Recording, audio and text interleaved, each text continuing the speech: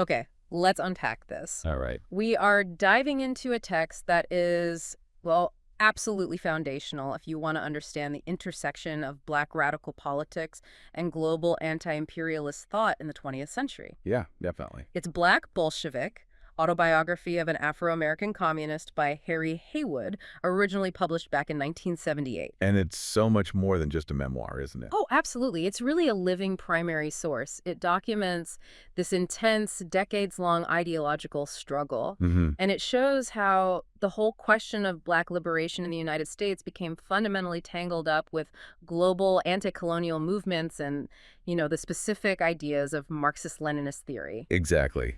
And for you, our listener, especially if you're keenly interested in anti-colonial and decolonial thought, this deep dive is, well, it's pretty crucial. Right. Our mission today really is to trace Haywood's profound ideological journey. We need to see how his own personal experiences.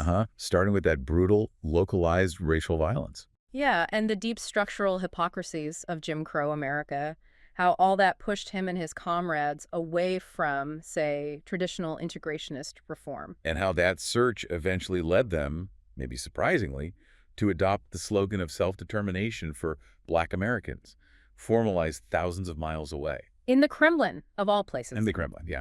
The sources, which pull heavily from Haywood's autobiography, give us a really detailed roadmap. His early life, his radicalization. The formation of key groups, like the African Blood Brotherhood. Right, and his experience fighting for the U.S. in World War I, which was, well, deeply contradictory. And then, of course, his political education in Moscow. It's really the definitive account of how the Black question shifted. From being seen as just a domestic race problem to being framed as an international, anti-imperialist national question. That's the core shift we're tracking. Okay, so let's start at the beginning then. Section 1. Seeking answers in the face of American reality. Yeah, to really get why Haywood ended up where he did, viewing Black America through an anti-colonial lens, you absolutely have to grasp the sheer brutality and inescapability of the American reality he faced. It wasn't just like occasional prejudice. No, not at all. It was structural violence. It was baked into the system, aimed at keeping a specific political and economic order in place. Haywood was born in South Omaha, Nebraska, 1898, which, people might think is outside the Deep South. Right, but his life's context was completely inseparable from the South. Omaha back then. It was mixed community, sure, but heavily populated by migrants. Post-Reconstruction migrants. Exactly. People who had fled the resurrected white supremacist regimes that took hold again below the Mason-Dixon line. And that legacy of terror wasn't distant history for him. It was immediate. Absolutely. He talks about his grandfather, former slave, and the constant threat from the Ku Klux Klan. This wasn't something you read in a book. It was family memory. The source material really emphasizes that after 1890, those democratic promises of Reconstruction, they were just violently rolled back across the South. Through everything, disenfranchisement laws, sharecropping that was basically debt peonage, and just outright mass violence. And the Klan, in its sort of revived form, became the muscle behind that reversal. Yeah, the paramilitary wing. Haywood actually details how his grandfather was specifically targeted in Tennessee, marked by the Klan. And he had to literally flee. Had to flee north by rail just to survive. Imagine growing up with that knowledge, that psychological inheritance. The understanding that your safety, your citizenship, it's entirely conditional, depends on white acquiescence. Even in the North, it wasn't just a Southern thing. And this feeling, the sense of betrayal and just conditional safety, it absolutely exploded right when Haywood returned from fighting overseas. Which brings us right to that critical point of his radicalization. The Red Summer of 1919. He'd just gotten out of the army, thought he'd fought the war for democracy. Yeah, the irony's thick. And then, 3 months later, he steps directly into the inferno, the Chicago race riot. It's almost impossible to imagine. You're a veteran, you served overseas, and you realize the real war, the one for your own life and dignity, it starts the second you step back onto American soil. Haywood had been working, I think, as a waiter on the Michigan Central Railroad. That's right. And he saw the tension building. He actually notes that several Black members of his crew had already bought guns. Revolvers, ammunition. Yeah. They were getting ready. They knew they'd likely have to fight because they certainly weren't expecting the police to protect them. And the spark itself was so mundane, yet so symbolic of that structural inequality. Devastatingly simple. July 28th, 1919. Eugene Williams, a Black teenager, swimming in Lake Michigan. And he drifts across the invisible line, the line segregating the white and black sections of the beach, 26th Street Beach. He gets stoned by a group of white men, and he drowns. And the police officer there. Does nothing. Flatly refuses to arrest the men responsible. And that's when the black community just erupted. It was years, decades of frustration boiling over. The violence, the economic exploitation, the absolute refusal of justice by the system. For 13 days, Chicago was basically a war zone. Full-scale street warfare, the numbers are just horrific. 38 people killed. 537 injured. And over 1,000 black residents left homeless, burned out of their homes. Haywood describes seeing black veterans still wearing their uniforms. Being snatched off streetcars and brutally beaten by white mobs, it's chilling. He explicitly calls this event the Great Turning Point, the thing that sealed his political struggle against the whole structure of American capitalism and white supremacy. He realized the enemy wasn't overseas. The system itself was the enemy. And that realization, it must have been intensified by the just profound hypocrisy surrounding his military service. Oh, absolutely. You have to remember the context. Early 20th century black intellectuals, including figures like W.E.B. Du Bois. Right. They often push this strategy of sort of earning citizenship. Exactly. Yeah. The idea was, black Americans should share the white man's burden, prove their loyalty, prove their merit through combat, take their manifest destiny beyond the Pacific coast, as Du Bois put it. Haywood lived that promise. He went and fought. And found it completely hollow. He served in the 8th Illinois National Guard, which became the 370th Infantry, fought in France. There was some initial excitement about serving, right? Sure, but it very quickly soured. It just became another encounter with systemic oppression imposed by his own country's military. And the contrast he describes between how the Americans treated them and how the French treated them, it's incredibly telling. It really is.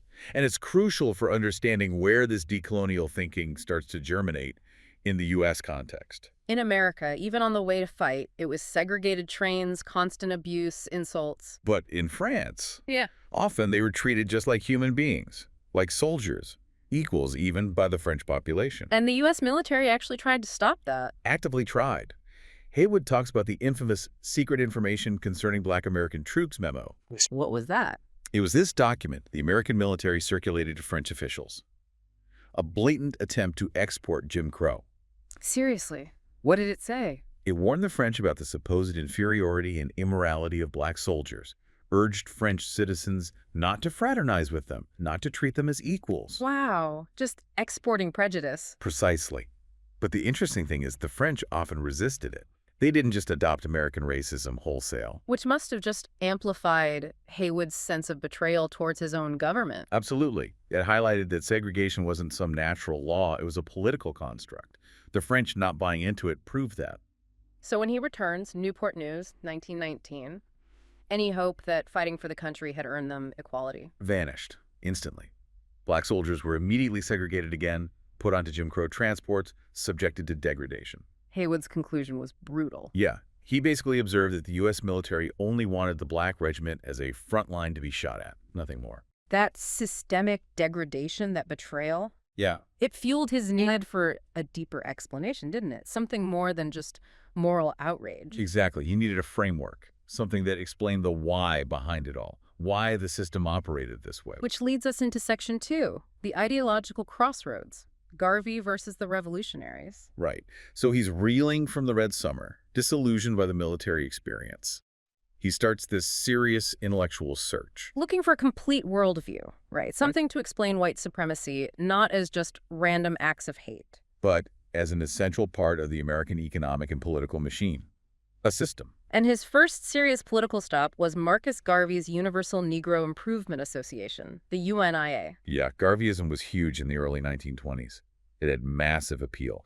Thousands were drawn to its militancy, its organization, and that really powerful slogan. Africa, a nation, and the race of power. Exactly. It was aspirational. Those sources talk about the visual appeal too, right? The pomp and ceremony. Oh, yeah. Garvey calling himself the Provisional President of Africa. The uniformed groups like the African Legion, the Black Cross nurses. It was quite a spectacle. And the goal was self-determination, but not within the U.S. No. Garvey's vision was about developing a state in Africa, fostering black commercial independence through things like the Black Star Line shipping company. But Haywood and the circle of black radicals he was starting to connect with, They were critical. Deeply critical. And this is where we need to really unpack the ideological split. They saw Garveyism as fundamentally petty bourgeois. Okay, let's break that down. What does petty bourgeois mean in this context? It's a specific Marxist term. Right. When Haywood used it, he meant the movement primarily represented the interests and aspirations of the small black middle class. Small merchants, professionals, entrepreneurs. Not the black working masses or the tenant farmers in the South. Precisely not. That distinction is absolutely key. The Black Star Line, for example, was supposed to be this engine of black independence. But it was a commercial venture funded by selling shares. And it was a spectacular failure. Riddled with mismanagement, probably some corruption. Haywood saw this whole approach as a kind of utopian nationalism, meaning it aimed to elevate a black elite through capitalist businesses. But it didn't actually challenge the fundamental structure of white supremacy or global capitalism that was oppressing the vast majority of black people. So it wasn't really revolutionary in their eyes. Not in a structural sense. Mm-hmm. Haywood's critique was that Garveyism ultimately just reinforced racial separatism. It didn't offer a concrete plan to seize land or political power in the U.S. South, where most black Americans lived and were being brutally exploited by sharecroppers. So it was like an escape plan back to Africa. Yeah, a kind of flight, rather than a direct confrontation with the system of exploitation right there at home. Okay, so that ideological gap, that dissatisfaction with Garvey, led Haywood somewhere else. It led him to the African Blood Brotherhood, the ABB. This was a different kind of group. Very different. A secret society founded in 1919 by really radical figures, Cyril Briggs, Edward Doty, Richard B. Moore.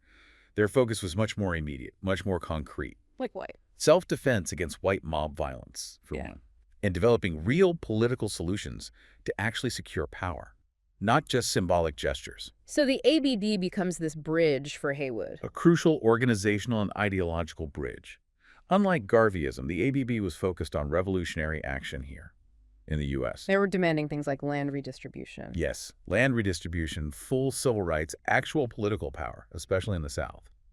And around 1921, 1922, the ABB started aligning itself with the new Communist Party USA. Seeking that global framework, the theory that Marx and Lenin offered. Exactly. They needed the intellectual tools to understand imperialism and connect the black struggle to a worldwide movement. But even inside the CPUSA, it wasn't smooth sailing for the black Bolsheviks, was it? Not at all. They immediately encountered resistance, particularly from the white leadership. How did the early CPUSA view the black struggle? Initially, almost entirely as a domestic race problem, an issue of prejudice.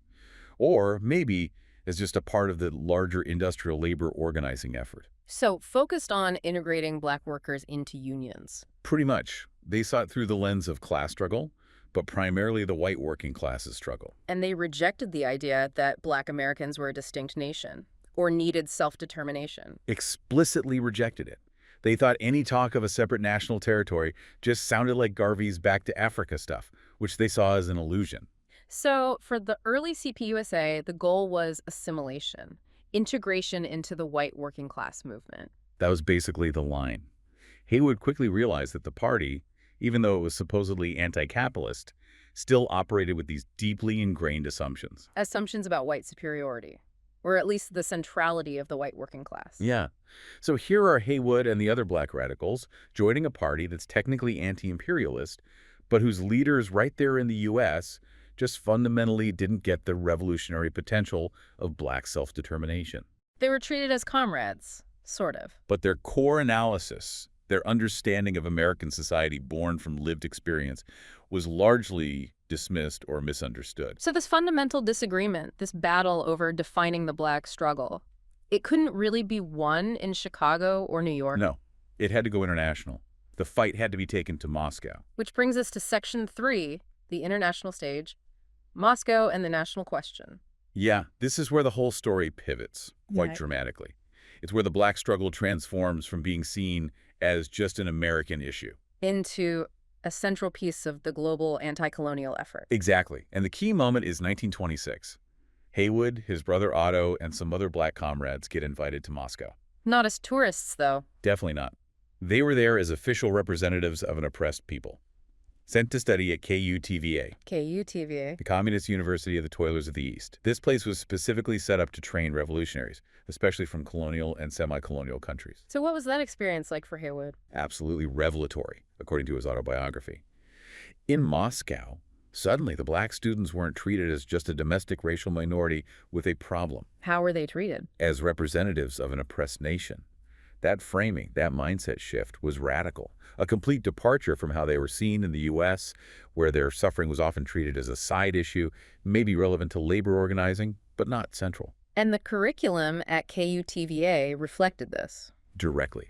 It was soaked in Marxist-Leninist theory, specifically Lenin's analysis of imperialism and, crucially for them, the national and colonial question. What's the core idea there? The core idea is that capitalism, especially in its imperialist phase, absolutely needs to oppress nations to extract profit. Therefore, a true global revolution has to support the liberation of all oppressed nationalities. It's not optional, it's essential. And KUTVA itself reinforced this global view. Structurally, yes. It was massively multilingual, multinational. You had trainees from dozens of nationalities rubbing shoulders, Tatars, Koreans, Africans, people from all over the old Tsarist Empire. So Haywood was forced day in and day out to see the fight against Jim Crow. Right alongside the struggles of people in Asia and Africa fighting European empires. The context just completely shifted. It went from U.S. civil rights to global decolonization. And this theoretical immersion led somewhere specific. It led to intense discussions in Moscow, specifically focused on the U.S. situation. And out of that came the Black Belt thesis and the adoption of the slogan of self-determination for Black Americans. What was the theoretical anchor for that? It came straight from the core Bolshevik principle. Oppressed nationalities have the right to self-determination. Which means the right to decide their own future, up to and including separating and forming their own state, if that's what they chose. And Lenin and Stalin saw this as key to fighting imperialism. Absolutely. They argued it was the central weapon. Only through a voluntary union of free, self-determined nations could you get genuine unity among the working class globally.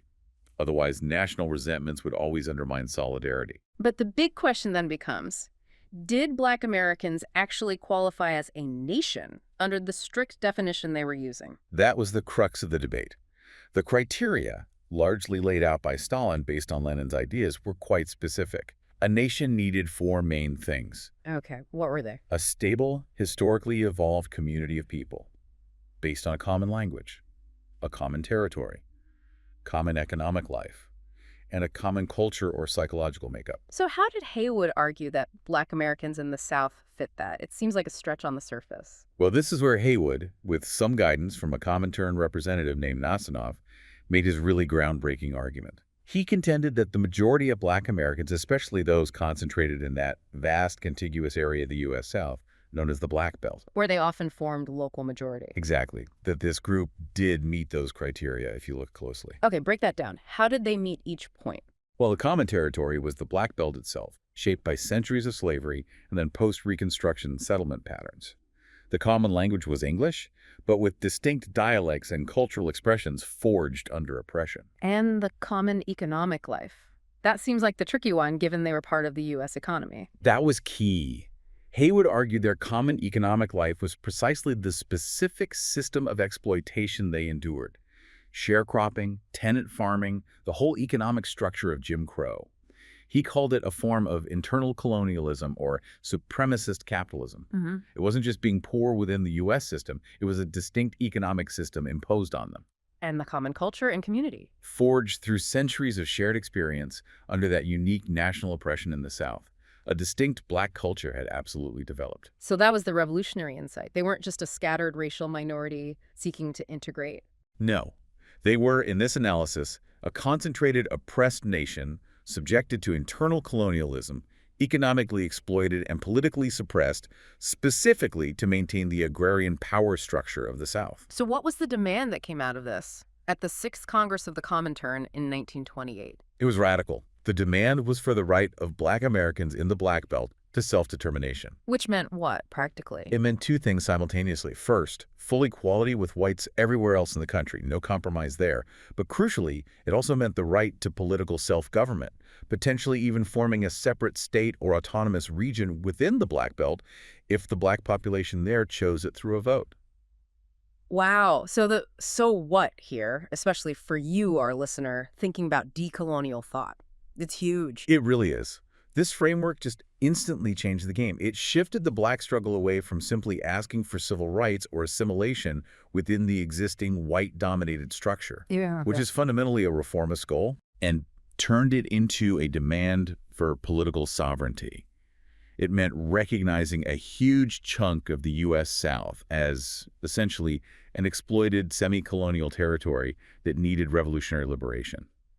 It basically put the Black American struggle on the same level, theoretically, as the independence movements happening in India or China or across Africa. Precisely. A massive ideological reframing. Okay, but I have to ask about the elephant in the room, maybe. The irony of it all. Go on. They're fighting for freedom, for self-determination, for an authentic voice, for an oppressed people. Yeah. But they're doing it by adopting a theoretical framework handed down by the Comintern in Moscow, reportedly backed by Stalin himself, within a system that was, let's be honest, rapidly becoming brutally totalitarian.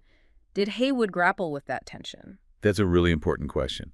And yes, they did grapple with it, though maybe not in the way we'd frame it today with hindsight. Haywood's writings suggest they saw Moscow less as a perfect moral guide. And more as a tool.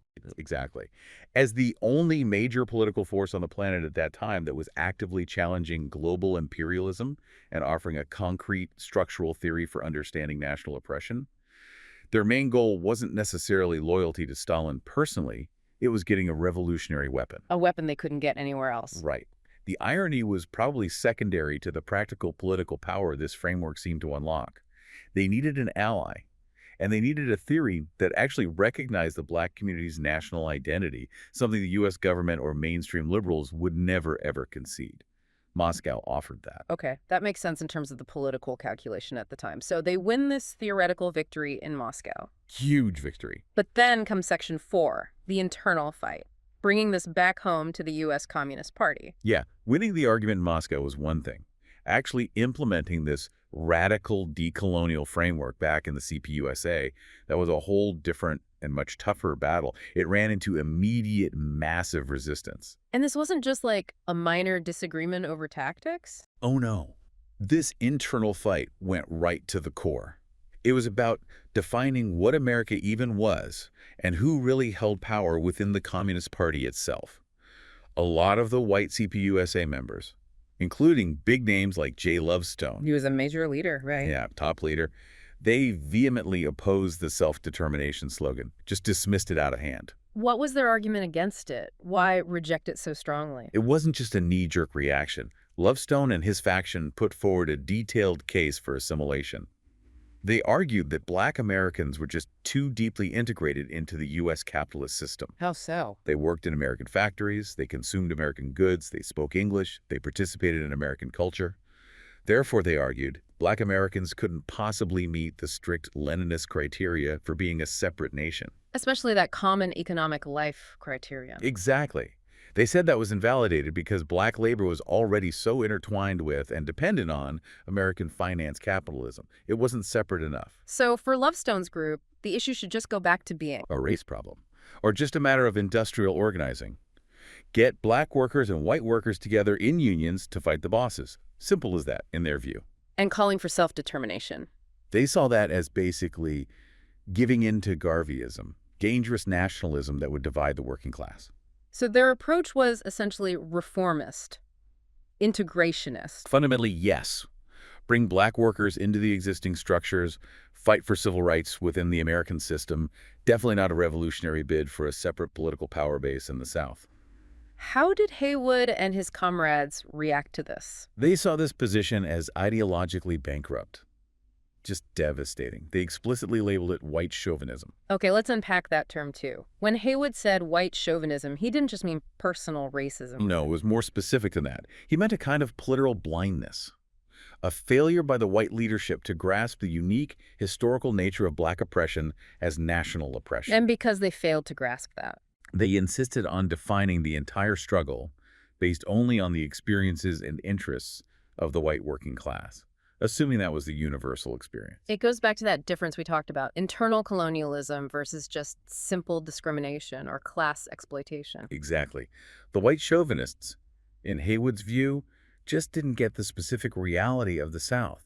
They saw black people there merely as the most oppressed segment of the general working class. But Haywood's counterargument was that Rejecting the national question, rejecting self-determination, was basically choosing to ignore the most effective way to actually fight white supremacy at its economic core. Especially in the Black Belt. Precisely.